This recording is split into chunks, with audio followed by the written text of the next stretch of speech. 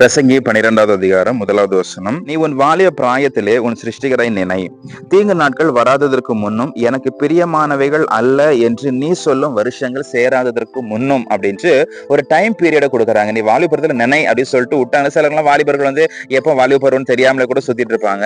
அப்ப வாலிபுரத்துல நினைன்னு சொல்லிட்டு தீங்கு நாட்கள் வராததற்கு முன்னும். உங்களுக்கு ஒரு தீங்கு நாள்னு ஒண்ணு இருக்குல்ல. தீங்கு நாள் அப்படிங்கிறது நோய் அப்படின்றது ஒரு தீங்கு நாள். ஓகே, இன்னைக்கு சுகர் எல்லாம் வந்து 35லயே ஸ்டார்ட் ஆயிடுது நிறைய பேருக்கு. பிரஷர் அப்படின்றது 32, எல்லாமே 30க்கு மேலே. ஒரு டாக்டர் நாங்க பார்க்க போயிருந்தோம். அந்த டாக்டர் சொன்னாங்க முன்னாடி எல்லாம் 50 வயசுக்கு மேல வந்துட்டு இருந்துச்சுங்க சுகர் பிபி எல்லாம், இப்ப வந்து 30லயே ஸ்டார்ட் ஆகுது அப்படின்னு சொல்லிட்டாங்க. அப்ப 30 வயசு அப்படின்றது உங்களுக்கு பிபி கொலஸ்ட்ரால் சுகர் வர்றதுக்கான டைம்.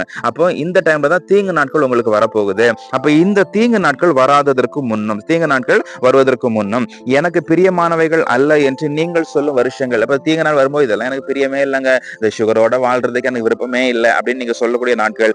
சுகர் பிபி மட்டும் கிடையாது, சில கடன் இருக்கும். கடன் வந்து இந்த கடனே எனக்கு பிடிக்கல, இந்த கடன் வந்து எனக்கு இல்லாம இருந்ததுதான் நல்லா இருந்திருக்குமே அப்படின்னு உங்களுக்கு தோணும் இல்லையா? இந்த மாதிரியான பிரச்சனைகள் வராததற்கு முன்னாடியே நீங்க வந்து ஆண்டவரை ஏத்துக்கோங்க. ஆண்டவர் வந்து நீங்க வந்து ஆண்டோடைய வழியில வந்துருங்க அப்படின்ட்டு சொல்லப்பட்டிருக்குது. ஏன் இதெல்லாம் வந்ததுக்கு அப்புறமேட்டா நீங்க இதெல்லாம் வந்துருச்சுன்னு வச்சுங்களேன், நீங்க அதையே தான் போக்கஸ் பண்ணுவீங்க. ஒரு ஊழியம் பண்ண போனாக்கி ஐயோ எனக்கு வந்து அதெல்லாம் முடியாதுங்க, ரொம்ப தூரம் நடக்க முடியாது, எனக்கு வந்து ப்ரெஷர் இருக்குது, அதனால ரொம்ப தூரம் நடக்க முடியாது அப்படின்னு சொல்றீங்க. அதுக்கு வந்து ஊழியம் பண்ணலாம் அப்படின்னாக்கி ஐயோ ரொம்ப தூரம் என்ன போக முடியாது, எனக்கு வந்து சுகர் இருக்குது, கரெக்டா 1 மணி தான் சாப்பிட்டாகணும், இல்லைன்னா எனக்கெல்லாம் முடியாது அப்படின்ட்டு சொல்லக்கூடியவர்கள் எனக்கு நிறைய பேர் நம்ம இருக்கதான் செய்யறோம். சோ இந்த மாதிரி சிச்சுவேஷன் வராததற்கு முன்னாடி, அப்போ உங்களுடைய பலவீனங்கள் பலனா இருக்கும் பொழுது நீங்க வந்து ஆண்டவருக்காக நீங்க வந்து வந்துருங்க.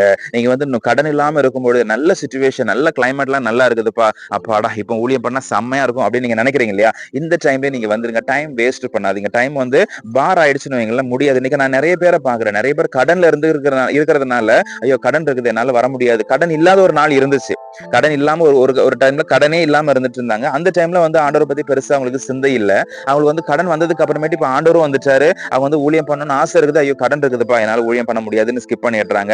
அதே மாதிரி இன்னைக்கு நோய் வர்றதுக்கு முன்னாடி அவங்களுக்கு வந்து இயேசு பெருசா தெரியல, நோய் வந்ததுக்கு அப்புறமேட்டு இயேசுக்காக பண்ணணும்னு இருக்குது, ஆனா எனக்கு வந்து கொஞ்சம் பலவீனம் இருக்குது, ரொம்ப தூரம் நடக்க முடியாது, சுகர் இருக்குது, பிபி இருக்குது, அதனால இதெல்லாம் செய்ய முடியாது அப்படின்ட்டு இன்னைக்கு ஓரமா ஒதுங்கிட்டாங்க. சோ இன்னைக்கு இதை கேட்டுக்கொண்டிருக்கிற ஒவ்வொரு வாலிபர்களுக்கும் ஆண்டவர் சொல்லக்கூடிய ஒரு ஆலோசனை, நீங்க வந்து இந்த மாதிரியான சிச்சுவேஷன் வர்றதுக்கு முன்னாடியே நீங்க வந்து எனக்காக வந்துருங்கப்பா அப்படின்ட்டு ஆண்டவர் கேட்கிறாரு. சோ ஆண்டோடைய அந்த சித்தத்தை நிறைவேற்றுங்கள்.